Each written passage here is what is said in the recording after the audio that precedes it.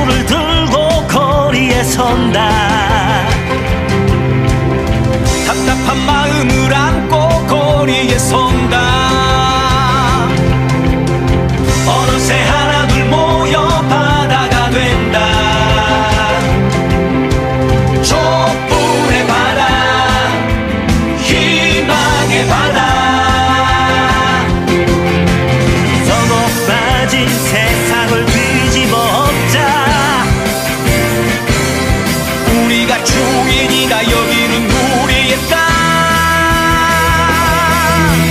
행진 행진 행진 행진 촛불의 행진. 행진 행진 행진 행진 승리의 행진. 행진 행진 행진 행진 희망의 행진. 우리가 이긴다. 행진 행진 행진 행진 촛불의 행진. 행진 행진 행진 행진 승리의 행진. 행진 행진 행진 행진 희망의 행진. 우리가 이긴다. 촛불의 행진. 우리가 이긴다. 촛불의 행진.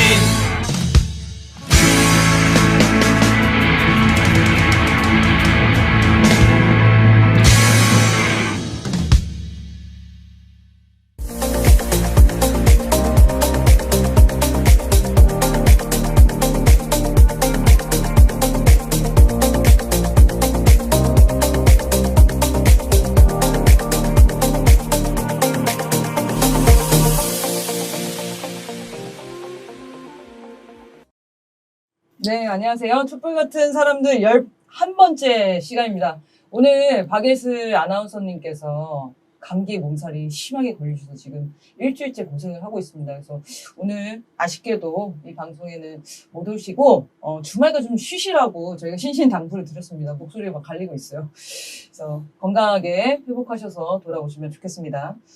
네, 촛불 같은 사람들 방송이 시작하고 사실은 가장 먼저 모시고 싶었던 분이셨습니다. 너무나 안타깝게 말기암으로 생을 달리하셨습니다. 촛불 그 자체로 살아오셨던 분이죠. 암투병 중에도 매주 촛불에서 자봉단을 하셨던 조일건 선생님을 생각하는 추모 방송을 준비를 했습니다. 촛불 자원봉사를 함께 하신 우리 권호민 님과 극단 경험가상상의 정윤희 배우님이 함께 해주셨습니다. 두 분을 모시고 조일건 선생님에 대한 이야기를 함께 나눠보겠습니다. 네, 인사 부탁드립니다. 네, 안녕하세요. 자원봉사단 하고 있는 권호민입니다. 예, 안녕하세요. 극단 경험가 상상 배우 정윤희입니다. 네, 이 두 분은 사실은 촛불 같은 사람들이 따로 모셔야 되는데 무거운 방송으로 모셔서 네, 뜻깊으실 것 같아요. 네, 다음에 또 다시 시간을 내서 강북 촛불행동 대표님이시니까 강북 얘기도 좀 듣고 그리고 경험가 상상에 재밌는 분들이 많으시다는 얘기를 듣고 제가 지난주 뒤풀이 잠깐 갔는데 약간 웃긴 분들이 많으시더라고요. 그래서 함께 모시도록 하겠습니다. 오늘 정윤희 배우님이 선생님의 투병일지를 낭독을 해주실 겁니다. 자, 오늘 선생님의 영상과 투병일지 직접 쓰신 시들을 읽어드리려고 하는데요. 조일건 선생님께서 자봉단 활동을 오래 하셨습니다. 그래서 선생님의 모습을 담긴 영상을 원래 보내드리려고 했는데 영상보다는 직접 같이 활동하면서 겪었던 이야기들을 나눠보는 게 더 좋을 것 같아서 네, 이야기를 하도록 하겠습니다. 선생님 진짜 정말 많이 아픈 상황이셨는데 매일 산에 가셨어요. 맞아요. 그렇죠. 매일 산에 오르시고 네. 산에 올라가는 사진을 막 보내주시곤 하셨죠. 제가 선생님한테 그게 힘든데 좀 나오지 말고 쉬세요. 그러면은 나 아침에 무슨 산 갔다 왔어? 산 투어를 하셨었잖아요. 산을 하나만 올라가는 게 아니시고 한 2개, 3개 막 이렇게 갔어요. 하루에요? 네, 아침에 도봉산 올랐다가 뭐 점심때는 불암산에 갔다가 뭐 자신의 일정에 맞춰서 가시는 거예요. 네, 맞습니다. 산을 매일매일 타셨고 그걸로 사실 그 진단 받으시고 네. 기적처럼 진짜 5년 넘게 그 유지를 하신 거거든요. 그 비결이 등산에 있었다 이런 얘기를 많이 했었어요. 항상 걷지 않으면 죽을 수밖에 없다. 뭐 이런 얘기 하시면서 항상 걸으려고 노력하셨어요. 진짜 대단하신 분입니다. 그 투지와 의지가.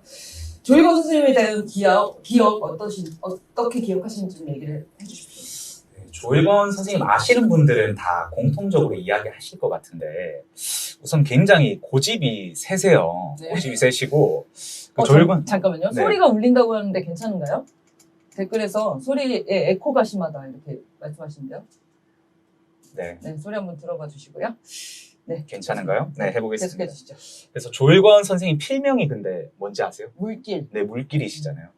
제가 그냥 물길이 무슨 의미인가 그냥 굉장히 생각을 많이 해봤었는데 물이 이제 정해진 길로만 흐르잖아요.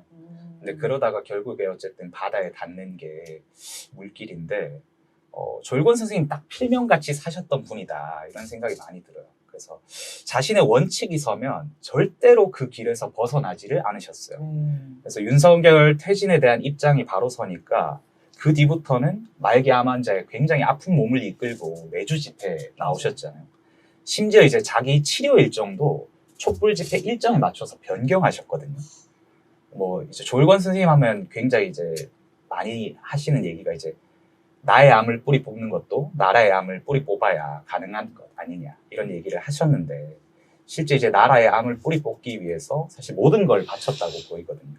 심지어 이제 자봉을 할 때 보면 어깨를 부여잡으시는데 이 어깨에 항암제를 붙이고 나오셨어요.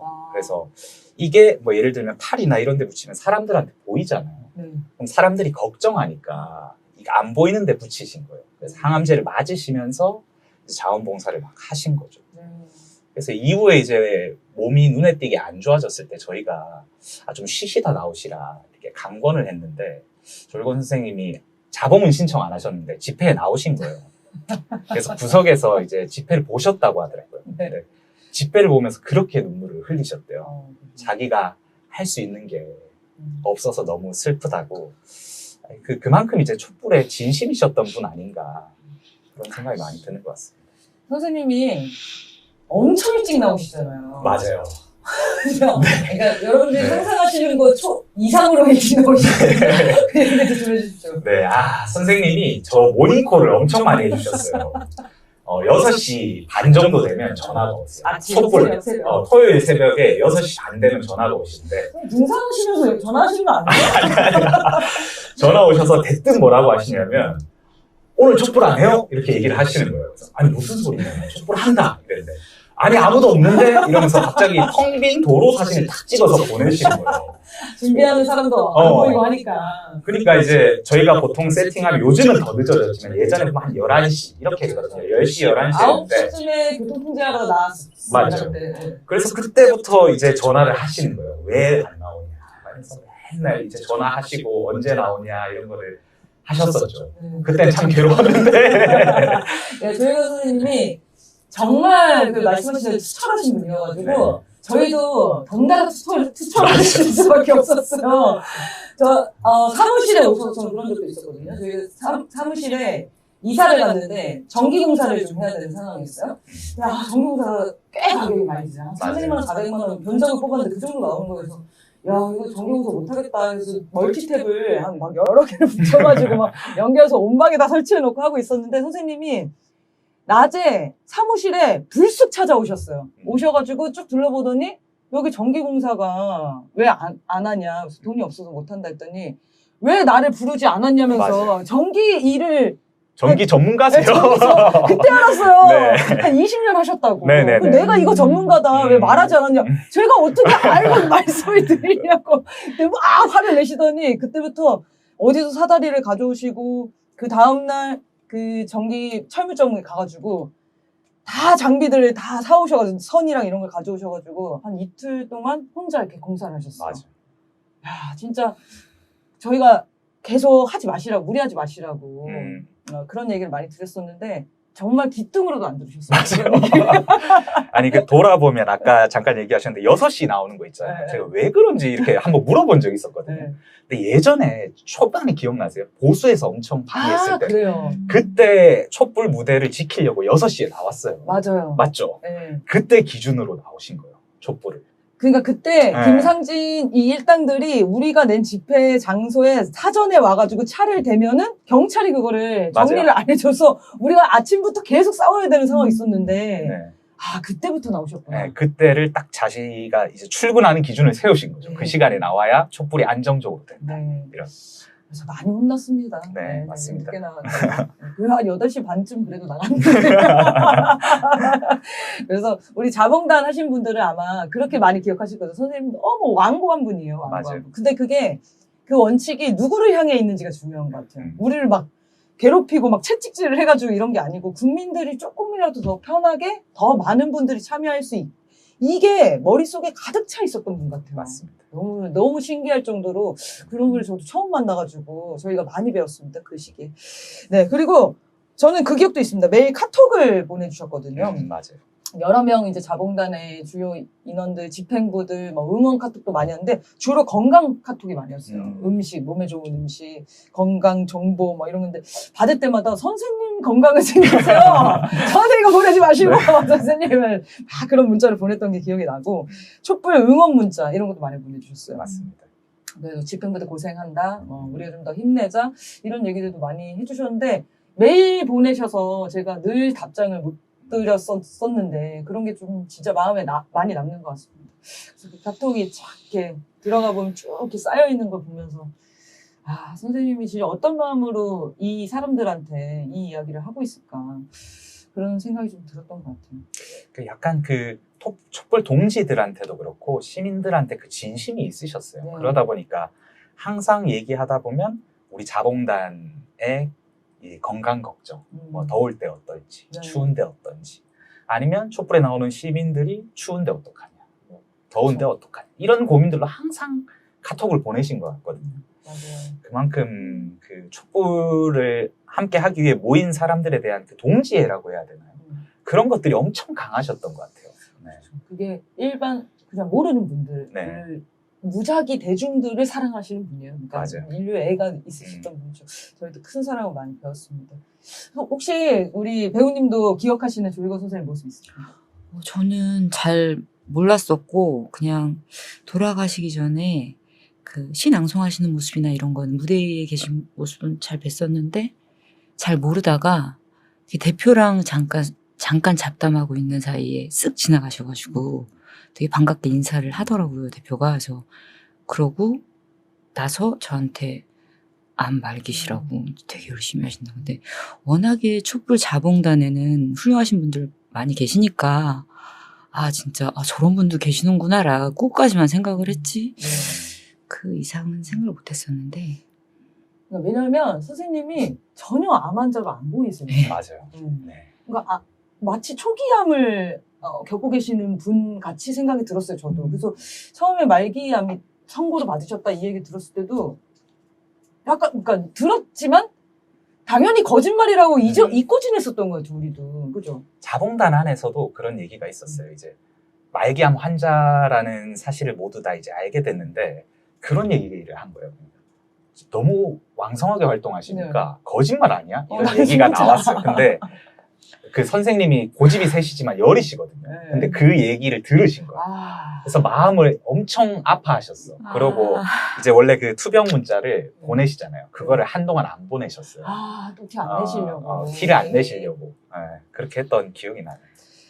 네. 선생님 그리고 잘 삐지셨거든요. 맞아요. 엄청나게 삐지세요. 네. 엄청 여리셔가지고 여리세요. 한마디 한마디를 되게 깊이 생각하시고 저는 그게 나중에 이제 스트레스나 이런 걸로 가중될까봐 정말 우리가 걱정을 많이 했었는데 참 장점이자 단점이셨던 거예요. 근데 맞아요. 선생님이 그러니까 사람들의 말을 정말 소중하게 듣고 귀담아 듣고 그러다 보니까 더 깊이 가슴에 감직하기도 하고 그러셨던 것 같습니다. 그래서 많이 삐지셔가지고 달래드리느라고 고생하신 분들도 많습니다. 네.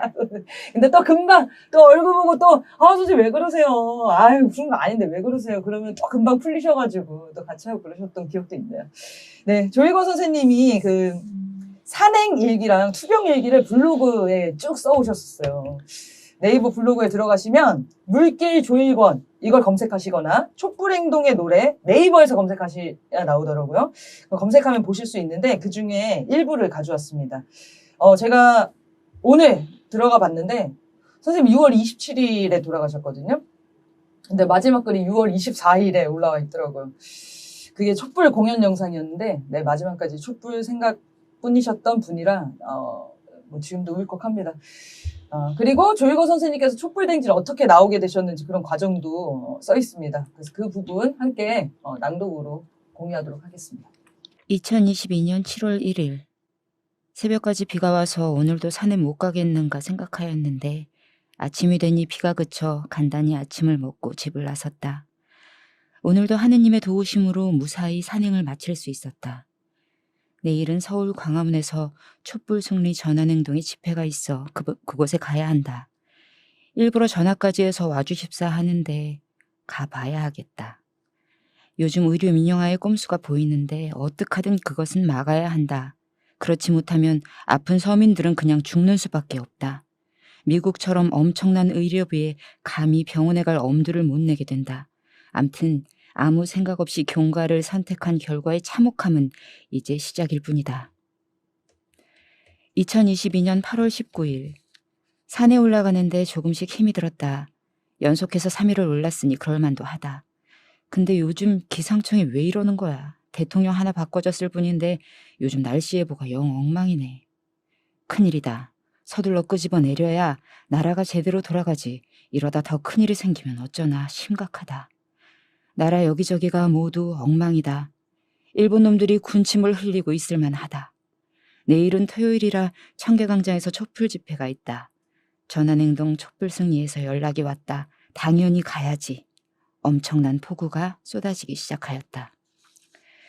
2022년 9월 25일 행사 때마다 느끼는 것이지만 집회가 거듭될수록 참가 시민들이 더욱 늘어나고 있다는 것이다. 그리고 다음 날인 10월 22일에는 전국에서 이곳 서울로 집결하여 대규모의 촛불 집회를 준비하고 있다고 했다.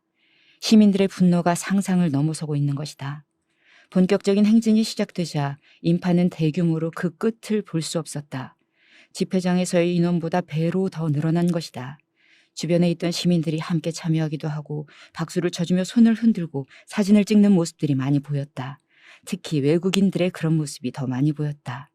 다음 집회부터는 자원봉사를 요청한다. 좋다. 할 수 있으면 해야지. 2022년 10월 11일 계속 절뚝거리며 걸어가느라 상당히 늦었다. 집에 오니 벌써 7시가 되었다. 씻고 밥을 먹고 나니 좀 피곤하다.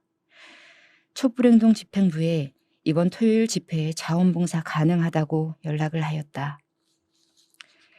2022년 11월 14일 일반적으로 췌장암 사기는 말기암으로 분류가 되어 항암을 하더라도 환자가 버티기 힘들어 2, 3개월의 잔여 수명에 길어야 1년 이내라고 하는데 나는 지금 5년째 살아있다. 그리고 아직 죽을 자세가 안 되어 있어 담당 교수도 놀라는 상황이다. 더 살아야지. 내가 암 환우들의 희망이 되어야 한다. 지금껏 써왔던 종양내과 교수들의 암 환자 잔여 수명 연구 논문을 다 뒤집어 놓았으니 새롭게 치료 방법도 고민하게 만들어줘야지. 해보자. 그렇게 할 수 있다. 그러기 위해서는 게을러지면 안 된다.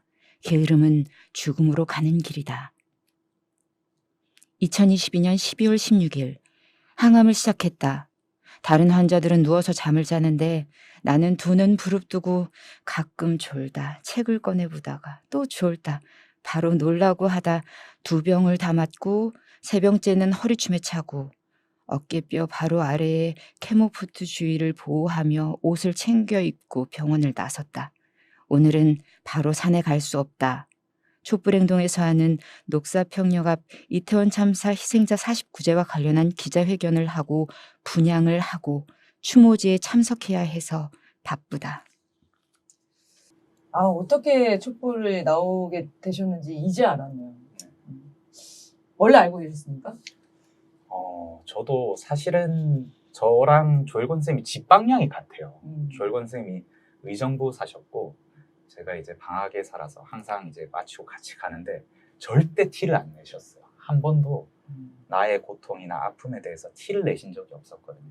그래서 저희는 항상 가늠할 수밖에 없었어요. 예를 들면 오늘은 평소보다 다리를 좀 더 저시는 것 같다라든지 그냥 얼굴색이 조금 더 검어졌다라든지 이런 것들을 보고 그냥 지레짐작 선생님 몸이 더 안 좋아지시지는 않았는지 이렇게 여쭤보면 항상 혼났어요. 그런 거 물어보지 말고 자기 나올 수 있다.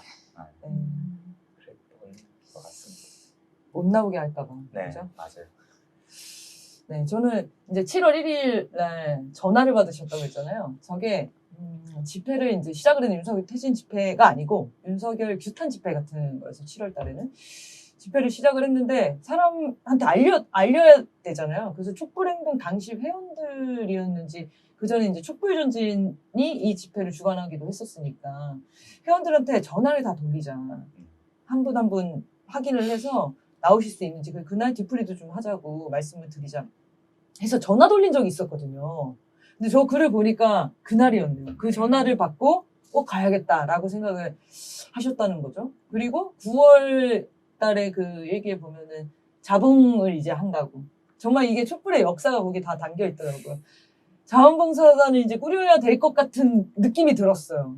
근데 모집을 하면 모집이 될까? 이것 때문에 불안해서 사실은 한 몇 주를 고민을 하다가 아니다, 이건 이제 우리 힘만으로 할 수가 없다. 국민들이 같이 할 수 있게 해야 된다. 자봉단 모집을 9월 달에 하여튼 처음 시작했는데 첫 자봉단부터 하셨던 거네요. 그때 당시에 아마 조일권 선생님이 초기 안전팀장이셨어요. 그러니까 자봉단에서 이제 안전팀을 담당하는 팀장을 하셨는데 굉장히 이제 책임감이 높으셨거든요. 그러다 보니까 이제 아까 말씀드렸었던 뭐 6시에 나와서 그냥 집회 현장에 있는 게 아니라 그때부터 막 돌아다니시는 거예요. 그러면서 확인을 하시고. 안전상 위험이 있는 건 없는지 사진을 다 찍어서 보내세요. 아. 그러고 이건 이렇게 해야 될 것 같고 저건 저렇게 해야 될 것 같고 이거는 시민들이 불편하니까 이렇게 해야 되고 그런 문자를 항상 보내셨거든요. 그래서 그때 굉장히 이제 그 책임감이 막강하셨고 그 책임감으로 또 버텨오셨던 것 같아요. 그 고통을. 야, 근데 진짜 그 다른 이제 의사 선생님한테 얘기 들은 건데 췌장암이 네. 진짜 실제로 고통이 어마어마한 암이래요. 일반인들이죠. 모두가 일반인들인데 네. 사람이 겪는 암들 중에서도 가장 아픈 암이라고 하더라고요. 근데 조희건 선생님 정말 티를 안 내셨어요, 지금. 맞아요. 그리고 시간이 지날수록 얼굴 색이 어두워지시는 게 확연히 맞아요. 티가 나기 시작했어요. 네. 근데 그때도 아픈 줄을 전혀 몰랐어요. 참, 그래서 암이라는 게 저렇게 이렇게 생활이 가능한 건가 그냥? 네. 오히려 그렇게 생각이 들었던 것 같아. 근데 저기 일기에도 써 놓으셨잖아요. 자기가 5년 동안 그거를 이겨내면서 새로운 역사를 쓰고 있다. 네. 내가 그거를 증명해내겠다. 그 논문들을 내가 다 뒤엎고 있다. 그런 사명감을 또 가지고 계셨던 모양이네요. 참 일기를 보면서 느껴지는 게 많습니다. 우리도 낭독하셨는데 좀 느껴졌던 게 있나요? 진행하시죠. 네. 지금 우리 배우님이 위태위태합니다. 전날 이미 다 울고 오셨다고 했지만 아직 더 울고 오셨습니다. 네. 전 지금 미친 듯이 참고 있거든요, 여러분. 네. 초보 방송인데 제가 막 묻잖아요. 불편하실 수도 있을 것 같습니다. 근데 저는 고인을 슬프게 기억하고 싶지가 않아요. 이분의 열정과 에너지와 그 투지를 우리가 기쁘게 기억해야 됩니다. 그래서 좀 웃긴 얘기도 하고 삐진 얘기도 좀 많이 하고 하도록 하겠습니다. 자, 그러면 다음 얘기 좀 이어가겠습니다. 촛불 그 자봉단에서 안전팀을 맡으셨다고 했는데 네. 자봉단에 많은 아이디어를 냈다는 네. 이야기를 들었습니다. 굉장히 이제 우리로서 범인으로서는 상상할 수 없는 아이디어였는데 범인. 비가 내리고 나서 네. 도로가 축축하잖아요. 그래서 저희가 이제 최근에 이제 계속 이제 시민들이 통행할 수 있는 통행로를 깐단 말이에요. 근데 그거를 이제 고정하는 걸 청테이프로 하는데 이제 비가 오면 청테이프가 안 붙잖아요. 근데 그렇다고 그 위에 뭘 올려놓으면 시민들이 자꾸 걸리니까 걸려서 넘어지니까 그거를 좀 방지하려고 계속 고민을 하셨던 것 같아요. 근데 어느 날 나한테 부탄가스를 사오라고 하는 거예요. 부탄가스 4개를 사오라고 해서 왜 그러시지 하면서 사왔는데 토치를 가지고 아스팔트를 이렇게 달구는 말려서? 거, 말리는 거예요. 말려가지고 테이프를 이렇게 딱 붙이시더라고요. 근데 결과적으로 보면 실패했거든요. 왜냐하면 땅이 이제 습기를 머물고 있으니까 이게 다시 그 겉이 말라도 다시 올라와요. 그래서 네네. 떨어지는데 근데 선생님이 앞에서 뒤부터 그거를 쫙 하시면서 가시는데 그런 거 있잖아요. 말을 못하게 이거 안 된다고 말을 못하고 자봉단들 우르르 달라붙어가지고 토치 다 사와서 이거 아스팔트 이거 하고 있었었죠. 네. 그런 아이디어도 있었고. 대단하시네요, 네. 정말. 그러고 이제 날이 막 더운데 이제 자봉단들도 그렇고 시민들도 좀 시원했으면 좋겠다 해서 꼭 이제 수건을 얼려가지고 목에 걸쳐라. 그 얘기를 한 3번 하셨어요. 3번. 저한테도 문자로 여러 번 보내셨어요. 맞죠. 네. 그래서 결국 못했거든요. 우리가 말을 좀 잘 안 들었어요, 진짜. 그죠? 그러니까요. 아이디어 뱅크라기보다는 네. 그 걱정에 이거 하면 좋겠다, 저거 하면 좋겠다, 이렇게 의견을 내셨는데, 우리가, 사실은 정말 돌이켜보면 반성되는 지점인데, 맞아요. 약간, 소홀하게 들었죠, 얘기를. 네. 아, 우리 선생님 또 이제 잔소리 시작하셨구나. 이렇게 또 잔소리다. 생각했었죠. 근데 이게 약간 그 자봉단 하시는 분들은 사실 고생을 각오하고 나오시는 분들이라 네. 뭔가 조금 더 이렇게 편의를 도모하는 거에 별 관심 없잖아요. 맞아. 큰 관심 없죠, 저희는. 좋은 건 당연하다. 그게 되게 소박해요. 자봉단이 네. 저번에 뭐였죠? 물통을 들고 다니는 게 불편하니까 물통 거리 같은 걸 샀거든요. 맞아요. 그럼- 300월 맞죠. 그런 거에 굉장히 행복해 하시거든요. 근데 조일고 선생님은 정말 그렇게 세세하게 모든 것들을 네. 조금이라도 더 편하게, 더 맞아요. 힘들지 않게. 야, 정말 그렇게 생각하는 거는 사랑이 아니면 그렇게 맞아요. 못할 것 굉장히 세심하셨던 것 같아요. 근데 이런 거 말고도 사실은 이제 토치나 이런 거는 아이디어잖아요. 네. 근데 이거 말고 이제 촛불을 잘 되게 하기 위한 아이디어로 보면 굉장히 좋은 말씀 많이 해주셨거든요. 그래서 그런 얘기 항상 하셨어요. 촛불 사무국하고 우리 자봉단은 항상 시민들한테 친절해야 된다. 그래야 촛불이 더 잘 된다. 뭐 이런 얘기도 항상 하셨고, 그리고 시적절한 얘기를 항상 발언으로 올려서 뭐 국민들의 답답함을 우리가 풀어줘야 된다. 뭐 그런 얘기를 하든지, 아니면 마지막으로 이제 촛불이 잘 되는 길은 촛불 행동 중심으로 단결하는 거다. 그게 촛불이 잘 되는 거의 핵심이다라고 얘기하셨고, 꼭 이 촛불의 단결을 방해하거나 촛불 행동에 대한 이 음해와 공작들이 많았잖아요. 그런 것들에 대한 화를 엄청 내셨어요. 직접 얘기도 많이 하시고. 근데 선생님이랑 좀 그런 방향과 네. 노선에 대해서 자주 토론하진 않았어요. 그렇죠. 근데 선생님 늘 알고 계셨어요. 이 촛불이 가야 될 길과 방향, 전략, 전술, 국민들을 어떻게 모실지 이런 게 체화되셨다고 해야 되나? 맞죠. 근데 일단 그렇게 삶 자체를 그렇게 사셨던 분이고 그 삶을 저희가 오롯이 배우고 있었던 것 같습니다. 그 기간 동안. 네, 눈물 바다가 될 것 같아서 아이고. 다음 넘어가겠습니다. 영상을 보면서 저희가 감정을 달려보겠습니다. 네. 뭐라고요? 1지 먼저, 예. 우리 PD님도 지금 눈물 바다가 계셔가지고. 이 방송 너무 위험해요.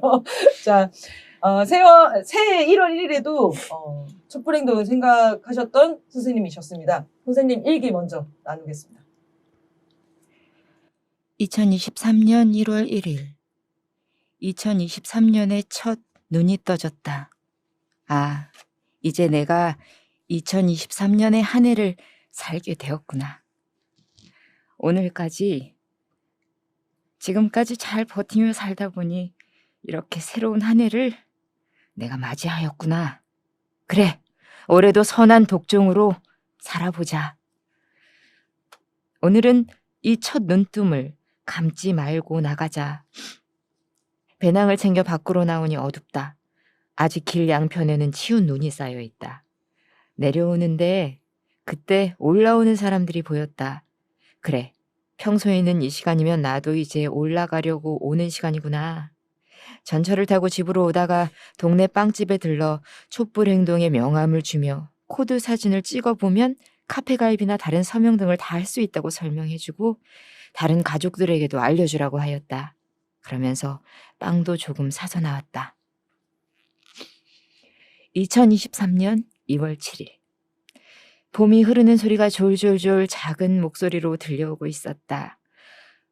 어제가 대보름이었고 토요일이 입춘이었구나. 역시 봄이 오는구나.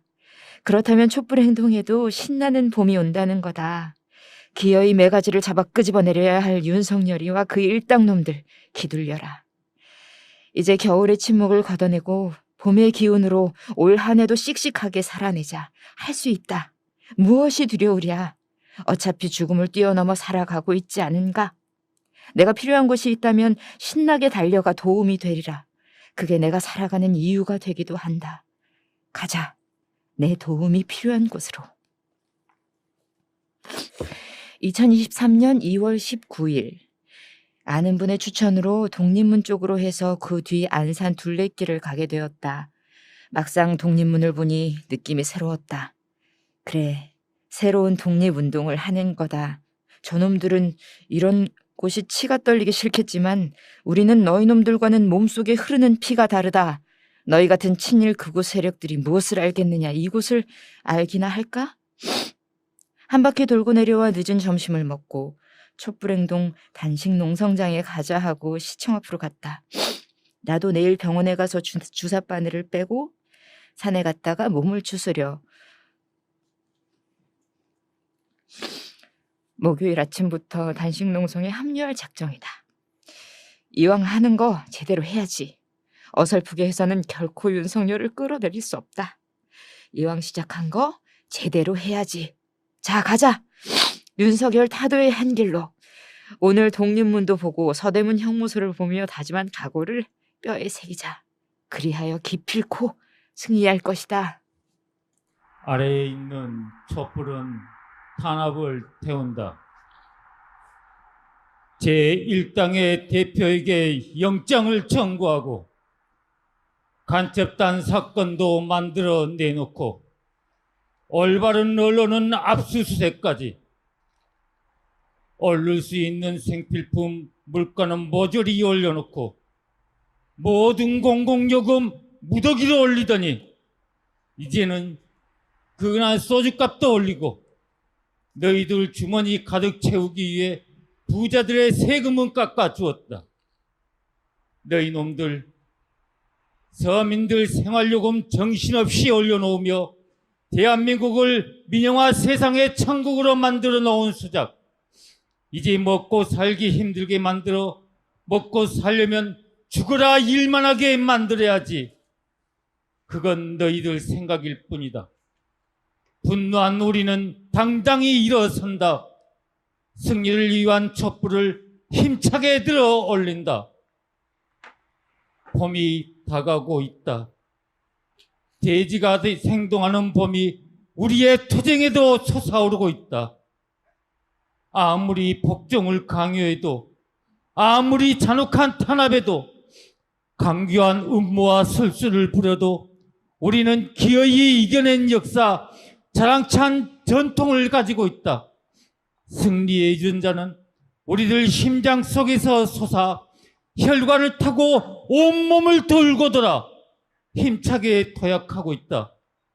보아라, 저 자랑찬 거대한 민중들, 거친 파도보다 높은 인파의 함성, 갯바위에 부딪혀 날카로운 조각을 만들어내고야만 하는 파도처럼 잔혹한 탄압과 폭정을 부숴내어 새로운 민주주의를 기필코 만들어 왔다.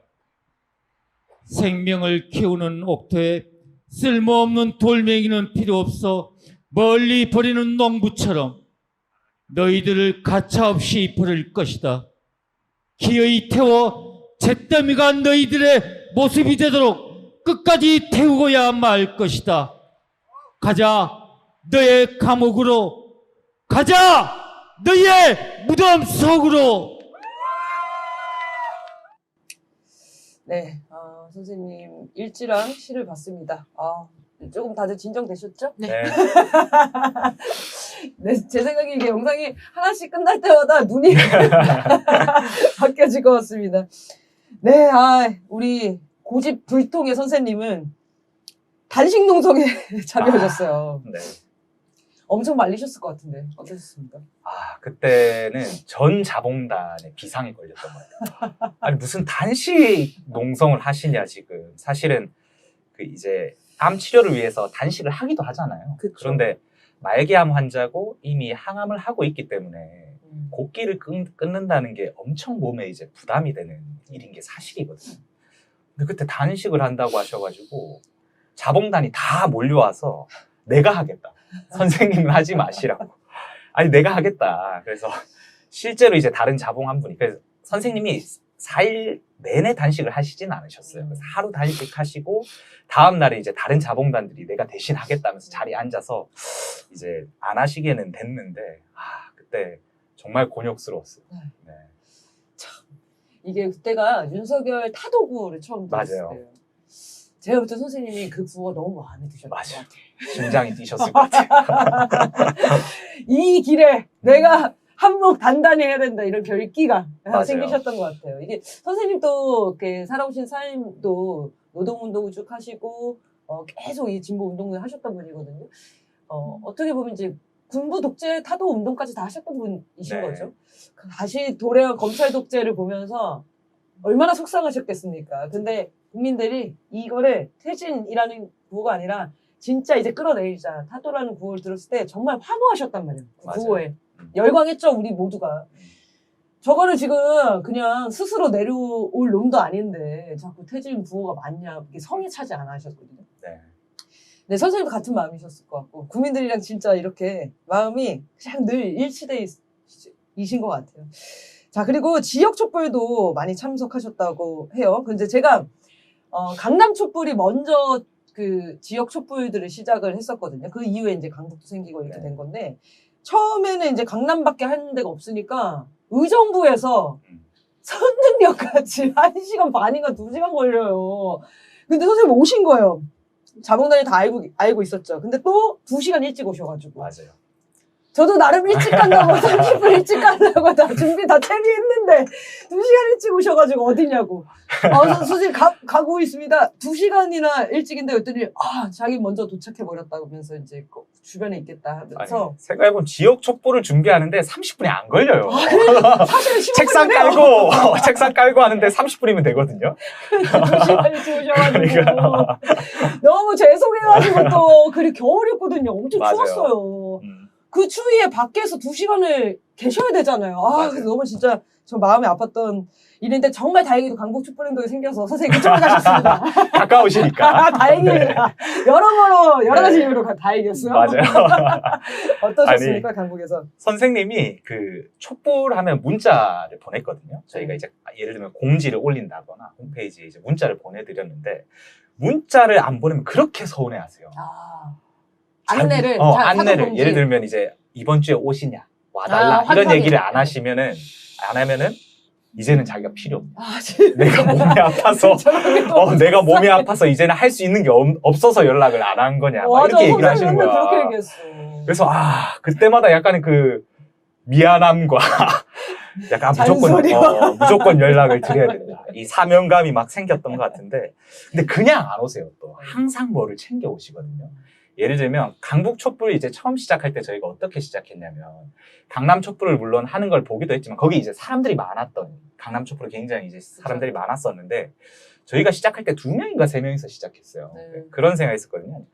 2-3명이서 시작해도 이거는 되는 판이니까 잘 될 거다 이렇게 하면서 했는데 조일권 선생님이 강북 촛불을 한다고 딱 나왔어. 근데 3명밖에 없다고? 이렇게 된 거예요, 이제.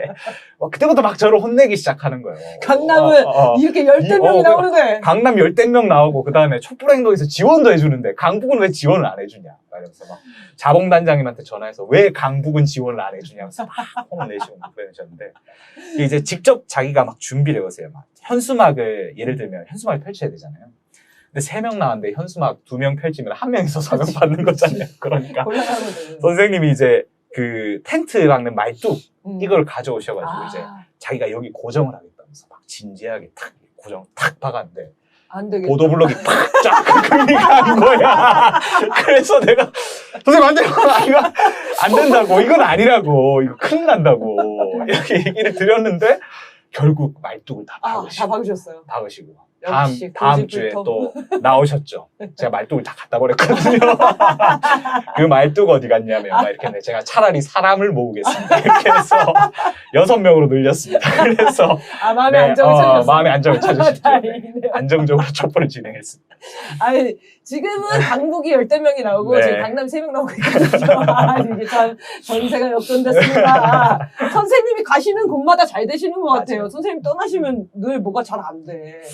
진짜 말 선생님이 들을걸. 그 고집이 있지만 그 열정이라고 보거든요. 그래서 눈이 막 내리는 날인데 저희가 비가 오거나 눈이 오면 피할 수 있는 데가 없어요, 강북에. 근데 눈이 펑펑 내리는 날에 촛불을 이제 못하겠다, 공지를 내야겠다고 제가 먼저 전화를 드렸는데 네. 아, 눈이 와도 해야 되지 않겠냐고. 다 방법이 있다고. 우산이라도 쓰고 하자. 이렇게 하시는 거예요. 그리고 딱 나갔는데 몇 명이 많이 오시진 않았는데 엄청 추운 날이었거든요. 근데 우산을 들고 이제 막 이 촛불을 봤는데 그날이 제일 많이 받았을 거예요. 강북에서 저희가 그전엔 한 60명, 100명 이렇게 받았는데 그때 눈 오는데도 불구하고 한 200명 막 이렇게 받았었거든요. 그러니까 이게 다른 걸 떠나서 이 선생님의 열정이 결국 이 판 뭐 이런 것들을 만들어내는구나. 그런 것들이 좀 많이 느껴지고 배웠던 것 같아요. 지역적으로. 반성되네요. 저는 진짜 부술비만 내려도 거의 나거든요. 이번 주는 할까 말까. 부술비만 내려도. 네. 그래서 늘 혼났습니다. 그래서 우리 조혜건 선생님이 가시는 곳에서 실천이 멈추질 맞아요. 않게 되는 거죠. 네. 그리고 정말 많은 일꾼들을 추동하시고 먼저 이제 앞장서서 싸우시다 보니까 정말 그 선생님 따라서 갔던 길 같아요. 지금 실천이. 네. 그리고 선생님이 이제 신앙송을 촛불에서 여러 번 하셨습니다. 4번 정도 하셨는데요. 4번째 마지막 신앙송이 4월 2일이었습니다. 항암을 하시면서 많이 힘들어지셨었던 때인데 온 힘을 쏟아부어서 낭송을 해주셨습니다. 그 영상 함께 보겠습니다. 일지를 먼저 읽어야 되는군요. 네, 투병일지 먼저 읽고 그 다음에 신앙송 보겠습니다. 2023년 3월 5일 휴게 공간에 앉아 앞을 바라보는데 하염없이 눈물이 나왔다. 최장암 사기면 사실상 말기암인데 지금껏 선고받고 5년을 살았으면 오래 산 건데 무슨 욕심이 있어 눈물이 났을까? 그래도 더 살고 싶은 욕심이 있었던 모양이다. 나름 오래 살아 언제 죽어도 이상할 것 없다고 큰소리치며 살아왔는데 속내는 그게 아니었나 보다. 이런 상태로 지하철을 타고 갈 수 없어 앉아있는데 계속 눈물이 쏟아졌다. 2023년 3월 26일 암에 걸렸을 때 태어난 손녀가 이제 초등학교에 들어가는 걸 못 볼 줄 알았는데 보게 되었다. 어디까지 살게 될까? 이제 나도 궁금하다. 어디 갈 때까지 가보는 거야. 아무리 그래도 윤석열이 끌어내리는 거 볼 수는 있겠지. 안 그러면 원통해서 못 죽는다. 잘못하면 귀신이 되어 떠돌아다닐 수도 있다. 별 생각을 다 한다. 2023년 3월 31일 췌장암 사기로 5년 이상의 환자에게 진료한 자료를 알아볼 수 있냐고 했더니 없단다. 아마 내가 처음일 거란다. 이런, 결국 내가 길을 만들어 가야 하는구나. 와 대충 씻고 누우려는데 다시금 통증이 몰려온다. 이게 이제는 누워있으려는데도 통증을 보내 잠을 못 자게 한다. 그렇다면 하는 수 없지 하고 일어나 앉아서 투병일기를 쓰고 있노라니 조금 전까지 내 다리와 온몸에 다가와 괴롭히던 통증이 잦아들었다. 그런데 이게 다시 누우려면 또 통증을 데리고 와 괴롭힐 것이다. 요즘 그랬으니. 내일은 촛불 집회에 가서 신앙송을 해야 한다. 결국 산에는 일요일에 가야 한다. 이제 계속 힘이 들어도 피치를 올리자. 그러면서 몸에 느껴지는 변화와 상태를 기록으로 남겨두자. 이것이 다른 사람들의 치료 가이드가 된다. 힘들겠지만 한번 해보자. 2023년 4월 8일 집을 나와 지하철을 타러 가다 콧속이 답답해 슬쩍 코를 풀었더니 잠시 후 콧속이 끈적끈적한 느낌이 들어 슬쩍 만져보니 피가 보인다. 처음에는 적게 나와 휴지와 손수건으로 닦으며 대충 넘어갔다. 전철 안에서 고개를 뒤로 젖히고 앉아 시청까지 오는 동안 별 문제는 없었다. 시청역에 내려 행사장 쪽으로 가서 먼저 온 자봉단 사람들과 인사를 하고 나서 느낌이 안 좋아 뒤쪽으로 난 도로를 따라 편의점에서 물티슈 한 통을 사서 나와 인적이 드문 곳으로 가 마스크를 벗고 코를 막았던 휴지를 뺐더니 왈칵 피가 쏟아져 내린다. 2023년 4월 27일 어찌되었든 이제는 다시 살아보자.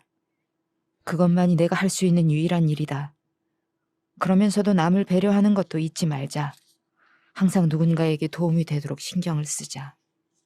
결국 다른 사람을 돕기 위해서라도 살아내야 한다. 그것이 내가 할 수 있는 유일한 길이다. 지금의 이 시련은 나를 이기적으로 만들려는 악마의 장난이니 이걸 이겨내고 계속 다른 사람들을 도우며 살아가야 한다. 다른 사람들의 도움이 되는 삶을 살아가는 것이 내가 이 세상에 존재하는 이유다. 그것이 없다면 내가 이 세상에 살아있을 이유가 없다. 자, 일어나자. 2023년 5월 4일. 이 고통을 숨길 수 있어야 사람들이 있는 곳에 갈 수 있다. 이 고통을 숨겨야 사람들이 걱정을 하지 않게 된다. 자원봉사를 갖다가 나 때문에 신경을 쓴다면 괜히 여러 사람을 괴롭히는 일이 되기에 안간만도 못한 셈이 된다. 일본의 국왕과 우익들에게 명함. 1945년 8월 14일 일왕 히로히토의 떨리는 목소리. 대동아 전쟁 종결 조서의 낭독. 분명한 항복 선언문인데 낭독한 조서에 항복은 없었다. 대신 적들의 잔악한 폭탄의 사용으로 전쟁을 계속할 수 없어 공동선언에 응하기로 하였던 그 뻔뻔함. 미국은 그때부터 용인하였다. 히로히토는 분명히 말하였다. 자신의 관료들의 성실함으로 재산을 다하였기에 이 땅에서 끌고 간 백성 강제 노역을 시키고 어린 소녀들을 끌고 가 위안부 삼아 인생을 바치고 전쟁을 위해 모든 살림살이 강제 약탈의 일상화. 그래, 그 어린 소녀가 맨손으로 부른 대한 독립 만세, 그렇게 무섭고 두려웠더냐. 그래서 행한 지구상에서 가장 악랄한 고문, 감옥에서 끝내 죽게 만들었더냐. 당신의 부하들은 하이에나보다 더 포악한 악귀들이었다. 부하들에게 명령했던 일본의 국왕에게 이제 우리 촛불 국민들은 명령한다.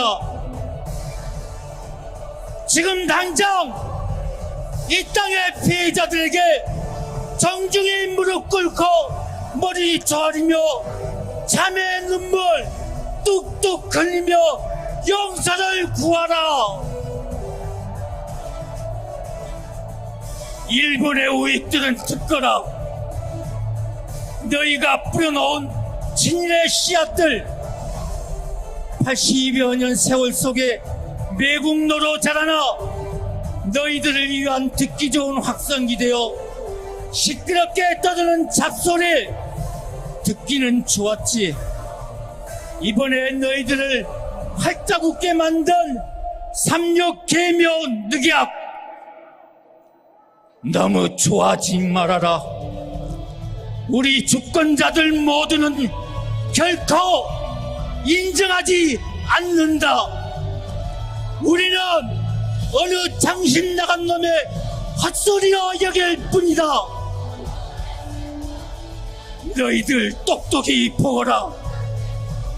우리가 들어올린 분노의 촛불들, 이제 우리 모두는 유관순이 되고 안중근이 되어 당당하게 자주 독립 만세를 외치며 기어이 만들어낼 것이다. 12척의 배로 왜군을 섬멸시킨 이순신 장군의 우렁찬 함성이 되어 너희들을 끝내 침몰시킬 것이다.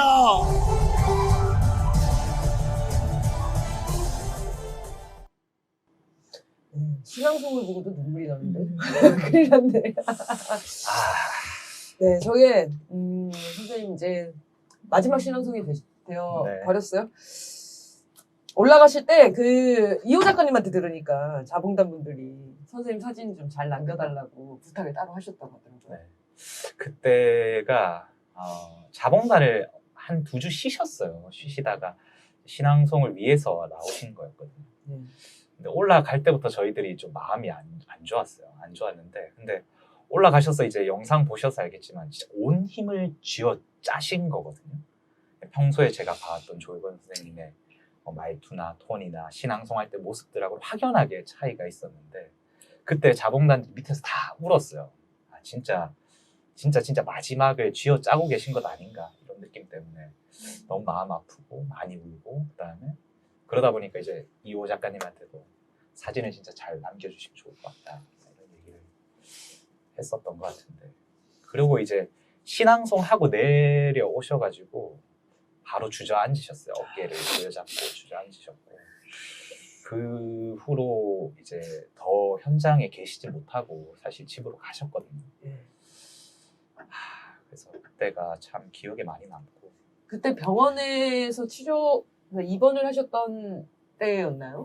입원하시기 얼마 전이었던 것 같아요. 아, 네. 그러니까 몇 주 동안 몸이 많이 안 좋아지셔서 촛불도 못 나오고 계시다가 네.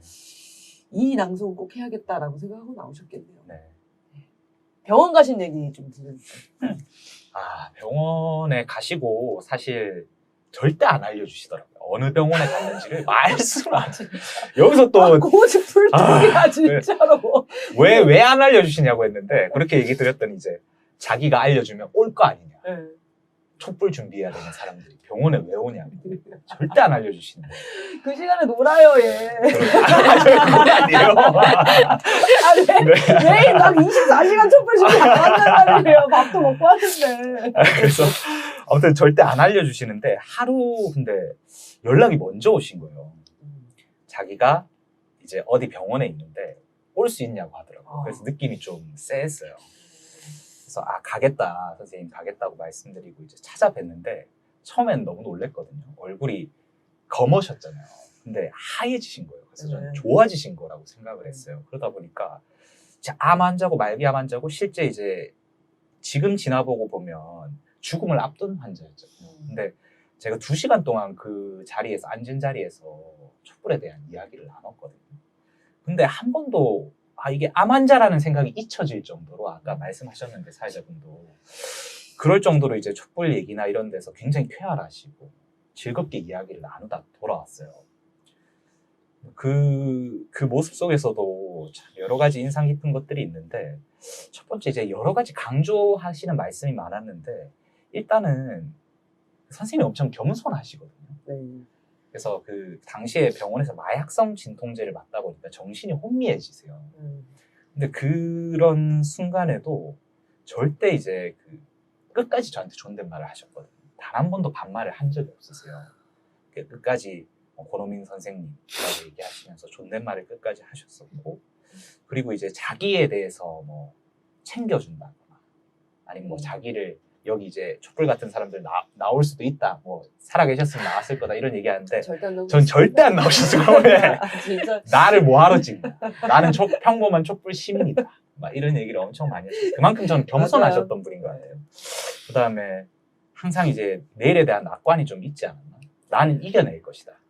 일기에서도 여러 차례 나오지만, 나는 이겨낼 것이고, 내가 암을 이겨내는 것이 암 환우들에게도 도움이 되는 것이고, 결국에 내가 이겨내서 촛불로 언젠가는 나가겠다, 이런 것들을 굉장히 많이 얘기하셨어요.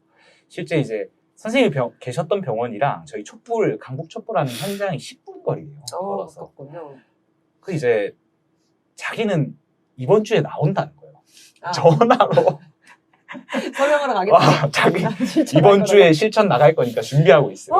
근데 그러면 진짜 믿게 되죠. 그러죠. 그거를 한 2번 하셨어, 나한테. 그래서 막 기다리다가 제가 마치고 병원 가고 막 이렇게 했었는데, 결국 이제 못 나오셨죠. 못 나오셨고, 선생님이 마지막까지도 사실은 아까도 말씀드렸지만 마약성 진통제 맞으면 정신이 혼미한데, 그 정신이 혼미한데 아까 책을 읽다 졸고 막 이런 일기가 나왔잖아요. 근데 선생님이 항상 유튜브를 보고 계세요. 촛불 유튜브요. 촛불 행동 유튜브를 보고 이걸 보시다 조심, 이걸 보시다가 졸고 또 다시 일어나서 보시다가, 그러고 그렇게 본 이야기를 이제 저를 만나면 하는 거예요. 이번 촛불은 뭐가 좋았고 뭘 더 보완했으면 좋겠고 이렇게 해야 더 잘 되지 않겠냐, 이런 얘기를 항상 하셨고, 제가 이제 마지막으로 면회 갔을 때는 대화가 좀 어려운 상황이었어요. 돌아가시기 일주일 아니죠, 한 5일 전이었던 것 같은데 그때는 제가 다른 무슨 얘기를 해도 미안하다고만 얘기하시더라고요. 촛불에 못 나가서 미안하다. 같이 서명을 못해서 미안하다. 그래. 그러고 선생님이 평소에 이제 부탁을 하시는 분이 아니에요. 맞아요. 다음 날 전화가 오셨어요. 병원에 갈 건데 한번 태워다 줄 수 있냐라고 했는데 사실 그게 이제 마지막 통화였거든요. 제가 못 태워드렸어요. 근데 그때도 얼마나 촛불 얘기가 하고 싶었을까. 촛불 하루 전날이었어. 그때가 이제 수건 얘기. 수건. 네, 수건. 시원하게 해야 된다. 네, 그 얘기였어요. 그게 전 유언이 될 줄 몰랐습니다.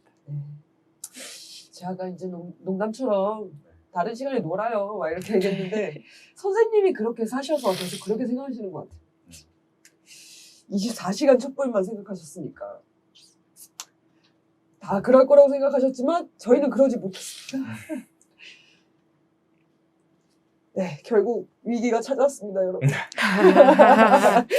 올 것이 온 거죠. 네. 자, 조희건 선생님께서 마지막으로 쓴 시가 촛불행동의 노래라는 시입니다.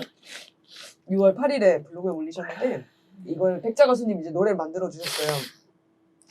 그래서 이제 매주 촛불 때마다 그 국민들과 같이 부르려고 이번 주에는 이제 노래 가르쳐드리기 이런 걸 할 겁니다. 근데 더 좋은 소식은 극단 경험과 상상에서 조희건 선생님 추모 공연을 준비하고 있다고 해요. 8월 4일부터 6일 이렇게 예정하고 계신데 어떻게 준비하고 있는지 말씀 좀 부탁드리겠습니다. 일반적으로 생각하시는 극 공연은 아니에요.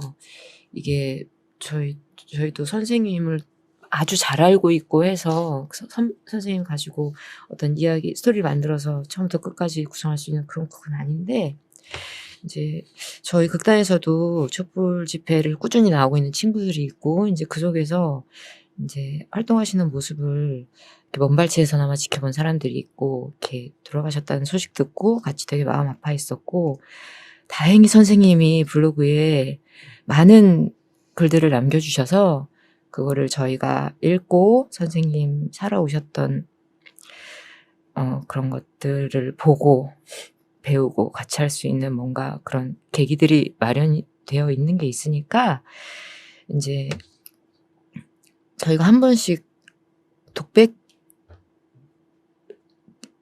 공연을 하거든요. 이제 그런 형식으로 그러니까 배우 한 명이 자기가 이제 보고 이 글을 선택해서 이것을 극적으로 어떻게 만들어 봐야 되겠다 해서 1인 혹은 2인이 각자 자기가 이제 선생님이 쓰신 글 중에서 어떤 부분들을 가지고 형식에 구애받지 않고 연출도 하고 이런 식으로 해서 몇 개의 극을 이렇게 같이 보여드리는 거고, 이제 제 날짜는 8월 4일, 5일, 6일 이렇게 될 것 같고요. 저희가 계획을 정확하게 세우지는 못했어요. 아직 시간이나 이런 것까지는. 장소는 저희 극장 영등포에 있는 창작 플랫폼 경험과 상상이 될 거고, 그리고 또 제가 뭐 얘기 안 했나요? 아니요, 다 얘기해요. 예. 그래서 저희 요새 노래도 만드셨잖아요.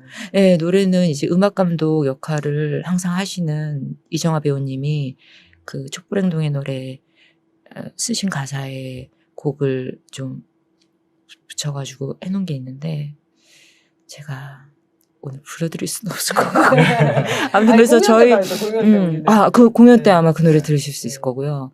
그래서 저희 단원들이 요새 밤이면 밤마다 블로그를 이렇게 보느라고 그래서 끌렸다. 네. 하고 있습니다. 오늘 이 시간에만 그 짧게 이렇게 다뤄서 읽었는데도 참 가슴 막 미어지는데, 이거를 그거로 만드신다는 거는 정말 힘들지만 보람찬 가정이 될 것 같습니다. 국민들한테도 되게 큰 힘이 되는 공연이 될 것 같아서 기대 많이 하겠습니다. 감사합니다. 티켓이 오픈되면 저희가 공지를 하겠습니다. 여러분 많이 보러 가주시고요. 자, 선생님이 마지막까지 촛불행동을 늘 생각하셨고 촛불 대행진이 더 커지기를 바랬고 꼭 윤석열을 끌어내리길 원하셨습니다. 마지막으로 조일건 정신이란 무엇일까? 이런 걸 좀 나눠보면서 마무리할까 합니다. 먼저 우리 권호민님께서. 저는 촛불 중심의 확고한 신념이 있었다. 이게 첫 번째인 것 같은데요. 무슨 일을 하든지 촛불밖에 생각을 안 하셨잖아요. 근데 아까도 나오지만 다른 사람들을 위해서 내가 할 수 있는 것이 무엇일까? 그래서 촛불을 지키고 키우는 것이다라는 것이 신념화되셨던 분인 것 같아요. 근데 그 신념이 사실 하루아침에 생기는 건 아니고 평생을 그렇게 살아오셨기 때문에 또 국민들을 위해서 헌신하는 모습들이 나타난 것 아닌가라는 생각이 들었고, 특히나 진짜 촛불행동으로 단결해야 된다. 촛불행동 중심으로 뭉쳐야만 반드시 승리할 수 있다는 그런 신념을 확고하셨던 분이셨고, 그걸 항상 강조하셨어요. 그래서 지부도 잘 만들어야 된다, 운영도 잘해야 된다, 이런 조언을 항상 해주셨던 것 같아요. 일단 저는 첫 번째 그게 가장 기억에 남습니다. 네, 촛불행동을 중심으로, 촛불 국민들을 중심으로 단결해서 싸워야 된다, 이런 얘기 해주시고, 우리 배우님도 생각하신 게 있으면 하나만 얘기해 주십시오. 저는 선생님 쓰신 글을 읽으면서 되게 선생님이 어쨌든 살기 위해서 오르셨던 산에서 되게 많은 글들을 쓰셨더라고요. 그러면서 이제 도봉산에 있는 소나무를 자꾸 생각하게 됐는데, 그러니까 선생님이 그 소나무처럼 약간 자 여기 딛고 올라와 하고 이렇게 뿌리도 내주고, 자 미끄러지지 마 하고 이렇게 가지로 잡아주고 하는 그런 존재로서 계속 살고 계셨고, 그러고 싶어 하셨던 게 아닌가. 그리고 항상 그 힘들었던 순간에 그 소나무를 만날 수 있었던 것처럼 이렇게 모든 사람들에게 그런 어떤 존재로서 좀 자꾸 겹쳐져 보이는 게 있더라고요. 네. 그런 생각을 많이 했던 것 같습니다. 소나무 같은 선생님 모습 얘기해 주셨고, 저는 우리는 뭐라고 표현해야 되나, 진짜 깡그리 바치는 무한한 헌신성이라고 해야 되나요? 맞아요. 정말 촛불 그 자체잖아요. 이게 근데 어떤 한치의 사심도 느껴지지 않는. 맞아요. 이거는요 공부를 해도 할 수가 없습니다. 그리고 이제 국민들 안에서 뭐 수십 년을 운동한 사람들도 쉽게 가질 수 없는 마음이잖아요. 늘 지향을 하지만 선생님은 어떻게 갖게 되셨을까? 이게 너무 궁금한데 못 들어봤네요. 꿈에 좀 나와주시죠. 나와서 얘기 좀 해주세요. 너무 궁금하고, 아마 블로그 안에 있지 않을까, 그 해답이.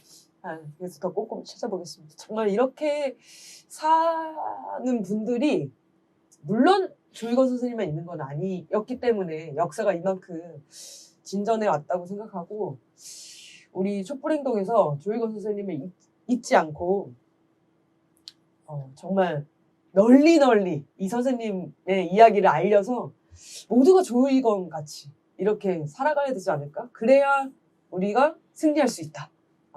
그런 방법을 찾은 느낌입니다. 선생님을 만나고 나서. 하나 더 생각나는 거는 그 조일건 선생님이 마지막까지 부고 문자를 안 보내셨어요. 네, 선생님이 보통 이제 돌아가시고 자식들한테 이제 얘기를 하신 것 같아요. 부고 문자를 보내지 마라. 그때 저희가 촛불 준비하느라 바쁘니까. 근데 저희가 이제 촛불 끝나고 안 거예요. 돌아가신 거를. 그래서 정말 마음이 무너지더라고요. 그때는 장례식도 이미 다 끝난 상황이어서 찾아뵙지도 못했는데, 사실 선생님이 시신까지 이제 기증을 하셨어요. 시신 기증을 하셔서 이제 암 치료에 도움이 되기 위해서 이제 시신을 연구 목적으로 기증을 하셔서 그 무덤도 없는 거예요. 그러다 보니까 저희가 어디 찾아갈 수도 없는 그런 상황인데, 근데 생각해보니까 선생님 답다 싶거든요. 근데 진짜 고집스럽고 마지막까지 평범한 촛불 국민이고 싶어 하셨어요. 누구보다 잘나고 뛰어난 사람이 아닌 촛불을 지켰던 한 사람의 조일건으로 기억되기를 바라시는 마음이 있지 않았을까. 사실 저희 촛불이 그런 사람들 맞아요. 계시니까 지금까지 온 거라 생각합니다. 네. 감사합니다. 자, 그러면 마지막으로 선생님이 쓰신 시가 있습니다. 우리 윤석열 퇴진을 위해서 촛불을 시작했지만 이 촛불이 윤석열 퇴진으로 국한되는 게 아니라 계속 이어져야 된다. 그래서 촛불의 할 일이라는 시를 쓰신 게 있습니다. 그래서 여러분들한테 꼭 들려드리고 싶어서 준비를 했습니다. 낭독하겠습니다.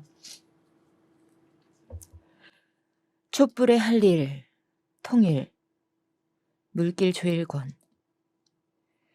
그때 우리는 들떠 있었다. 이남의 대통령이 이북의 국무위원장과 판문점에서 만나 즐거운 만찬을 하고 함께 백두산 천지에 올라 기쁨으로 만세를 부르며 사진도 찍고 그 들뜬 기분으로 우리는 통일이 바로 앞에 가까이 이렇게 쉽게 이루어질 수 있음을 기쁘고 설레는 벅찬 가슴으로 환희의 눈물을 흘렸었다. 거기까지였다. 미국이 간섭을 한 것이 분명한 정국, 거기까지였다. 분명 자주국가 대한민국이 왜 우리끼리 우리의 문제를 미국이 간섭을 하는가? 간섭을 한다고 간섭을 왜 받는가? 먼저 남과 북이 서로 방법만 일치시키면 모든 것이 다 되는 것을, 서로 지킬 것 지켜주며 왕래라도 하였으면 다 되었을 것을 이남에서 대통령은 그만 발걸음을 멈추었다. 다음 집권자는 모든 것을 무시하고 선제 공격이나 부르짖으며 전쟁을 부르고 있다. 숭악한 작자다. 전쟁에서 힘들게 일어선 나라를 다시 전쟁으로 부수려 하고 있다. 다시 일어나 지켜둔 촛불이여. 모든 쓰레기 잡것들을 태워라. 모든 걸림돌을 태워라. 그리하여 통일의 길로 달려가거라. 우리는 알았다. 통일이 정치적으로는 힘들고 어렵고 안 되게 되지만 우리끼리 서로 손잡고 이야기하면 무엇이든 될 수 있다는 아주 쉬운 방법이 있다는 것을 우리는 잠깐이나마 그 앞까지 가봤었다. 할 수 있다. 촛불이여 타올라 모든 거릴 것 태워라. 우리가 가는 통일의 길에 아무 걸림이 없도록 모두 태워라. 통일은 해야 한다. 지켜둔 촛불이 통일을 이룬다. 네, 선생님이 바라는 우리나라의 최종 모습이었던 것 같아요. 네, 그때까지 함께 촛불을 들고 해주셨으면 좋겠습니다. 조일권 선생님 저희가 장례식에도 참여하지 못하고 정말 이렇게 추모를 잘 준비를 못했어요. 그래서 저희가 방송을 오늘도 어렵게 준비해서 했는데 또 부족한 마음입니다. 그래서 기회가 되면 다시 또 우리 선생님의 정신도 기리고 선생님 이야기를 더 나눌 수 있는 자리를 마련해야겠다라는 생각이 들었습니다. 조일권 선생님의 정신을 잊지 않고 이어가는 것이 선생님이 영생하시는 길이라고 생각합니다. 선생님이 뜻이 실현되는 날까지 함께 해주시길 바랍니다. 오늘 함께 해주셔서 정말 감사드립니다. 자, 다음 주 촛불 같은 사람들 12번째 시간 윤석열, 김건희, 천공, 바이든 이거를 태운 트럭 다 기억하실 겁니다. 네, 그 트럭에 어마어마한 조형물을 만들어주신 조을 작가님을 모시고 이야기를 좀 들어보는 시간을 갖겠습니다. 다음 주에도 많이 시청 부탁드립니다. 감사합니다. 감사합니다.